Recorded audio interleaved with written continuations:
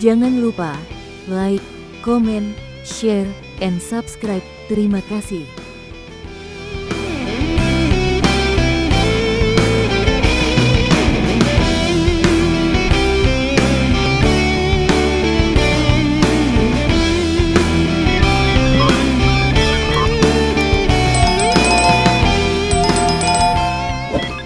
Air, ketika dalam keadaan tenang, selalu memiliki permukaan yang lurus dan rata. Lantas, apakah Anda pernah melihat air dalam gelas, bak mandi, ataupun kolam renang memiliki kurva? Tidak, mereka selalu terlihat datar. Tentu gelombang atau ombak di laut adalah hal yang alami dan sama sekali bukan merupakan kurva bagi air. Kita tidak punya gambar asli dari bumi. Semua yang ada hanya gambar komposit atau gabungan ataupun editan Photoshop. NASA bahkan mengakui bahwa foto-foto mereka adalah hasil editing Photoshop. It is Photoshop, but it has to be. Dalam beberapa kesempatan, NASA mengakui bahwa manusia tidak bisa melintasi low Earth orbit atau yang berjarak antara 99 km hingga 1200 mil itu. Namun, hal yang menarik adalah bulan memiliki jarak 238.000 mil, lebih jauh 236.800 mil daripada low Earth orbit yang diklaim tidak bisa dilintasi. Sudahkah NASA mendarat di sana? Tak peduli Anda berada di darat, di atas gedung, di atas gunung, balon udara, pesawat terbang, ataupun melihat rekaman balon amatir yang ada di atmosfer tinggi, horizon tidak pernah gagal untuk berada sejajar dengan pandangan mata Anda. Ia selalu terlihat datar. Benar?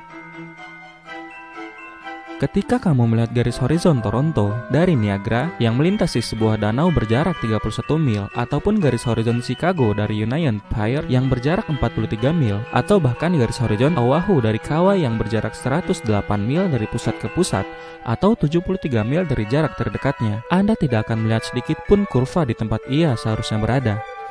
Menurut Pythagoras, bumi harusnya melengkung 8 inci per mil kuadrat. Seharusnya Oahu tidak terlihat sedikit pun akibat tertutup oleh kurva. Tapi Anda bisa melihat banyak hal di sana. Pada tahun 1887, Albert Michelson dan Edward Morley melakukan apa yang dikenal dengan eksperimen Michelson-Morley.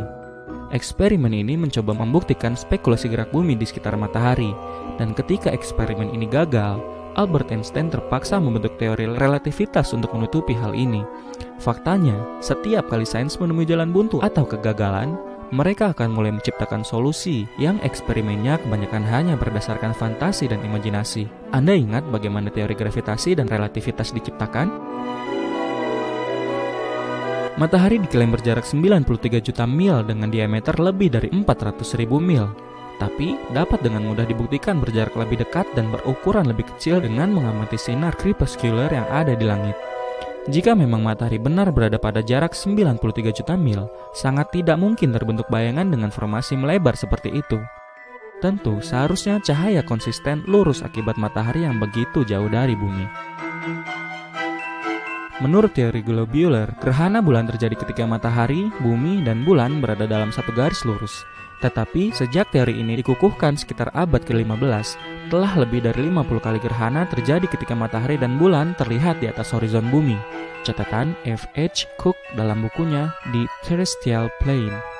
Kesalahpahaman yang terjadi adalah bayangan bumi menyebabkan fase bulan. Bahkan mungkin berbagai tokoh agama akan dengan mudah mengakui fakta ini.